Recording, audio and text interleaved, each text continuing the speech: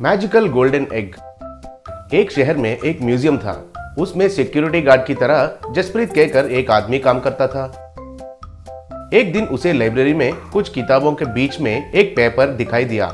उस पेपर को जसप्रीत बहुत गहरे से पढ़ा। बाद में उस पेपर को म्यूजियम डायरेक्टर के पास लेके गया। तब वो लेडी डायरेक्टर उसे देखकर, ओ माय गॉड, ये तुमको कहाँ से मिला? ये तो कुछ लाखों करोड़ों रुपए का है। इसमें सुनहरे अंडे के बारे में राज है, लेकिन वो कहाँ है किसी को भी पता नहीं है। ओए मैडम, आप जो कह रहे हैं मुझे समझ में नहीं आ रहा है, जरा विस्तार बोलेंगे क्या? कुछ 100 से ज्यादा साल पहले रायबरेली के क्षेत्र में इस सोने का अंडे के लिए एक भयानक युद्ध हुआ था। जब युद्ध हो रहा था तो बीच में एक सांप आकर उस अंडे को निगल गई और एक कुएं में जाकर छुप गई, कहकर इतिहास में लिखा था। लेकिन अब वो कुआं कहाँ है और वो सांप जिंदा है कि नहीं किसी को भी पता नहीं। वो इंसान को नहीं खाती है लेकिन जानवरों को खाती है, कहकर इतिहास कह रहा है। इसके अलावा मुझे भी कुछ पता नहीं। उस रात भर जसप्रीत उस सोने के अंडे के बारे में कंप्यूटर में ढूंढने लगा। रायबरेली के क्षेत्र में किस जगह में जानवर ज्यादा गायब हो रहे हैं कहकर डाटा पाया। रायबरेली के जंगल में एक पुराना कुआं था। उसके बीच में एक बड़ा सा पेड़ था। एक दिन एक आदमी उनकी भैंस को घास खिलाते हुए उधर गया था। वो पेड़ के नीचे सो गया था। तब भैंस उस कुएं के बगल में जाकर घास खा रहे थे। इतने में अचानक से वो पेड़ एक भयंकर सांप में बदल गई और एक भैंस को मुंह में रखकर निकल गई। तब बाकी का भैंस डर के मारे कहकर पुकारे। तुरंत वो सांप पेड़ जैसा बदल गया था। तब वो आदमी उठकर देखा तो भैंस उधर से भागने लगे। अरे ये क्या हो गया?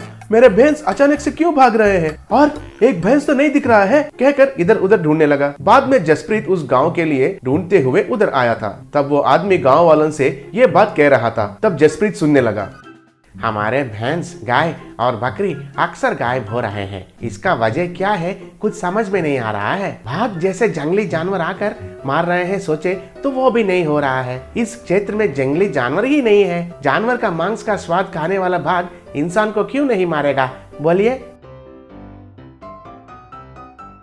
ओए मुखिया जी, सबको नमस्कार। मेरा नाम जसप्रीत। मैं एक महत्वपूर्ण काम के लिए आया हूँ। आपके जानवर क्यों गायब हो गए हैं ये जानने के लिए आया हूँ। आपका जानवर कैसे और कहाँ गायब हो गए हैं ये जरा बताइए, मैं लिखता हूँ। तब वे उनके जानवर कब और कहाँ गायब हो गए थे ये बोल रहे थे। तो जसप्रीत लिखने लगा, बाबू, हमारे मदद करने आने के लिए धन्यवाद। हमको जो मालूम था वो सब तुमको बताया है। दया करके हमारे जानवरों को बचाओ, कहकर प्रणाम किया। ओए, आपने कहा उसके हिसाब से आपका जानवर उस कुएं के पास ही गायब हो रहा है, ये बात आपने पहचाना? तब लोग सच है कहकर एक के चेहरे एक देखने लगे। वो ठीक है, लेकिन हमारे जानवरों का हड्डी तो मिलना चाहिए ना, उसमें तो कुछ भी नहीं है। नहीं मिलेगा, कभी नहीं मिलेगा, क्योंकि आपका जानवरों को खाने वाला मामूली सांप नहीं है, एक बड़ा मायावी सांप है। आप में जो हिम्मत है वो मेरे साथ आइए, वो क्या है पता करेंगे। तब कुछ लोगों के साथ वो जंगल में कुएं के पास गया। ऐसे कुछ दूर में एक पेड़ के पीछे छुपकर देखने लगे। इतने में एक बकरी का झुंड उधर आया।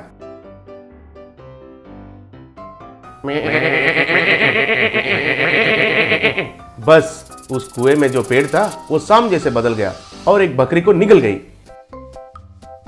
बाद में चरवाह आने के समय पर वो सांप पेड़ जैसा बदल गई। वो देखकर सब लोग हैरान हो गए थे। तब जसप्रीत लोगों से वो क्या करना चाहता था ये बताया। तब एक स्त्री घबराते हुए, नहीं बेटा नहीं, ऐसा मत करो, तुम्हारी जान को ही खतरा है। किस बेचारी माँ का बेटा होगा? नहीं बेटा। ओए माँ, अगर करने वाला काम अच्छा है तो वो भगवान ही मेरा रक्षा करेगा, मुझे कुछ नहीं होगा। सब लोग मुझे आशीर्वाद दीजिए, कहकर सबको प्रणाम किया। ऐसे जसप्रीत एक भैंस का वेश में चलते हुए उस कुएं के पास गया। उसको देखकर वो पेड़ फिर से सांप जैसा बदल गई और उसे निगल गई। वो देखकर सब लोग घबरा गए। सांप के पेट के अंदर जसप्रीत को एक बड़ा सोने का अंडा दिखाई दिया। तुरंत एक कुल्हाड़ी से सांप के पेट पर मारने लगा। तब वो सांप फुफकार करते हुए कुएं से बाहर आकर ऊपर नीचे गिरने लगी। लोग हैरान होकर देखने लगे। आखिर में वो सांप मर गई। उसके अंदर से जसप्रीत सोने के अंडे के साथ बाहर निकला। तब वो सांप गायब होकर एक देवता प्रकट हुई। बेटा, मैं एक मुनीश्वर के श्राप की वजह से ऐसा सांप जैसा बदल गई। मुझे उस श्राप से मुक्ति करने के लिए बहुत बहुत धन्यवाद। तुमने तो पशुओं के लिए तुम्हारी जान तक परवाह नहीं किया। ये सोने का अंडा जहाँ रहता है वहाँ सब कुछ ठीक होगा। भगवान तुम्हारा अच्छा ख्याल रखेगा। कहकर प्रणाम करके गायब हो गई। बाद में एक सभा लगाकर मंत्री और सरकारी अधिकारियों के सामने कलेक्टर जसप्रीत को माला लगाकर आदर किया। हमारे जसप्रीत को देखकर बहुत गर्व लग रहा है। इतना साहस करेगा कहकर हमने नहीं सोचा। उस अंडे को स्वाद के लिए बेचे बिना सरकार को ही ला कर दिया। यही जसप्रीत का महानता है। प्यारे रायबरेली के वासियों, इस क्षेत्र में ऐसे कीमती चीज मिलने के वजह से सरकार खुश हुआ। इसलिए आपके गांव में रेलवे स्टेशन, ब्रिज और हॉस्पिटल ऐसे एक क्या सब सुविधाएं मंजूर करते हैं। ये सब श्रेय जसप्रीत को मिलता है। तब सब गांव वाले खुशी से तालियां बजाए। बरहमपुर के गांव में बलविंदर कहकर एक रिक्शा वाला रहता था। वो बहुत गरीब आदमी था। एक छोटे से झोंपड़े में वो और उनकी बूढ़ी माँ रहते थे। एक रात को वो काम खत्म करके घर वापस लौट रहा था तो उनको एक कुत्ता रोते हुए दिखाई दिया था। उसको नजदीक लेकर उनके रिक्शा में चढ़ाकर उनको घर लेके गया।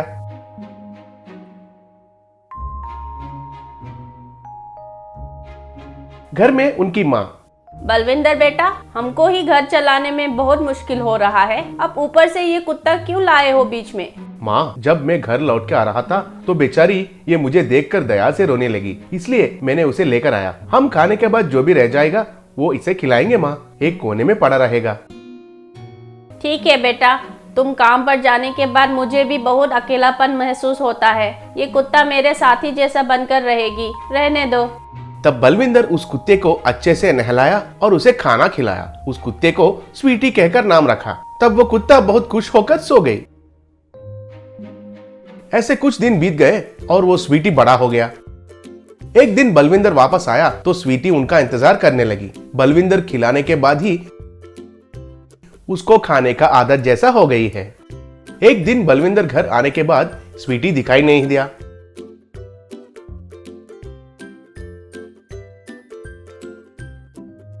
तब बलविंदर उनकी माँ से, माँ, स्वीटी कहाँ है? रोज मैं घर आने तक इंतजार करती थी, आज दिखाई नहीं दे रहा है, क्या हुआ? मालूम नहीं बलविंदर, आज सुबह से वो दिखाई नहीं दिया। मैं आजू बाजू में ढूंढी और तुम आने के बाद ये बात बताना चाहती थी। तब बलविंदर बहुत चिंता हो गया और उसके लिए रिक्शा में पूरा गांव में ढूंढने लगा। वो ढूंढा और आखिर में एक जगह पर स्वीटी मिल गया। फिर उसे घर वापस लेकर आया। अगले दिन से रोज की तरह वो रिक्शा चलाना और घर वापस आने के बाद स्वीटी उनका इंतजार करना और वो स्वीटी को खिलाना, ऐसा होने लगा था। एक दिन बलविंदर देखा तो स्वीटी 18 बच्चों को पैदा किया। सब कुत्ते बलविंदर के साथ खेलने लगे। बलविंदर बहुत आनंद ले रहा था, लेकिन 18 कुत्तों को जन्म देने के बाद स्वीटी बहुत कमजोर हो गई और बेचारी मर गई। बलविंदर चौंक गया। तब बलविंदर उनकी माँ से, माँ, स्वीटी मर गई है, कहकर दुखी होने लगा। ये क्या हो गया? 18 बच्चों को पैदा करके वो बेचारी मर गई, कहकर वो भी बहुत दुखी हुई। तब बलविंदर और उनकी माँ उन सब कुत्तों को कैसे भी पालना है कहकर सोचने लगे। वो सब कुत्ते रोने लगे और बहुत हल्ला मचाने लगे। तब बलविंदर और उनकी माँ को क्या करना है कुछ समझ में नहीं आया। बेटा, हमारे जीने के लिए ही बहुत मुश्किल हो रहा है। इतना सारे कुत्तों को कैसे पालेंगे? माँ, मैं रात को भी रिक्शा चलाकर इनको कैसे भी पालता हूँ माँ, तुम चिंता मत करो। कहकर बलविंदर उन कुत्तों के लिए रात में भी रिक्शा चलाने लगा और सुबह उनको खाना लेकर आया। लेकिन वे कुत्ते तो रोने लगे और खाना नहीं खा रहे थे। बेटा, ये बच्चे तो उनके माँ के बारे में चिंता करके खाना नहीं खा रहे हैं। बचपन में तुम तुम्हारे पापा के लिए रोते थे तो मैं चांद को दिखाकर वो तुम्हारे पिता है कहकर तुमको खाना खिलाती थी, लेकिन इन कुत्तों को कैसे खिलाओगे? तब बलविंदर को कुछ विचार आया और उनके रिक्शा पर मार्केट को गया और एक सेठ के पास उनकी रिक्शा को बेच दिया और उन पैसों से घर वापस आया। ये क्या कर दिया है तुमने? कुत्तों के लिए रिक्शा बेच दिया है, अब हम कैसे जिएंगे? कहकर दुखी होने लगी। हम कुछ तो करके जी लेंगे माँ, लेकिन उन कुत्तों को तो मैं भूखे मरने नहीं दूंगा। रिक्शा बेचने के पैसों से मैं स्वीटी की जैसे एक घर बनाऊंगा, कहकर रात भर मिट्टी को खोदने लगा। फिर उस मिट्टी से एक बड़ा कुत्ते के रूप में एक घर को बनाया। वह घर बिल्कुल स्वीटी के रूप में बनाया।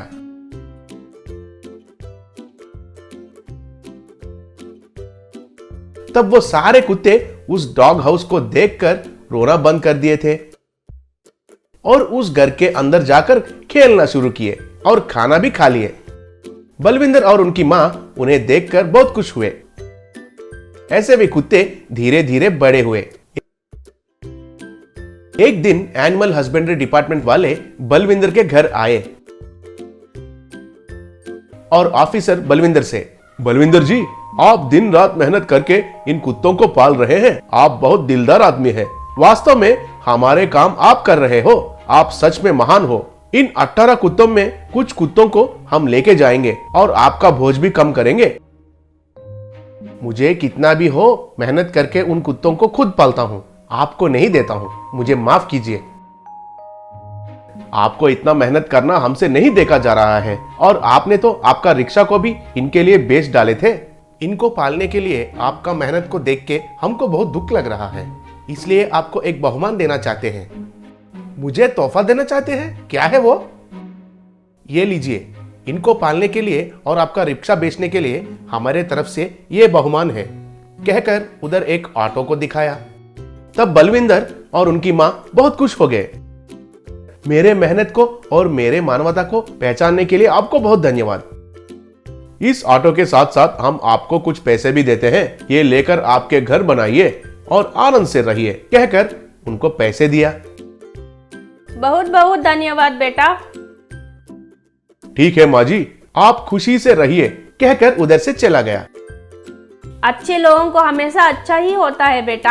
आज हम किसी की मदद करेंगे तो जरूर कल या परसों हमारी मदद कोई ना कोई करेगा, कहकर बलविंदर को आशीर्वाद दिया।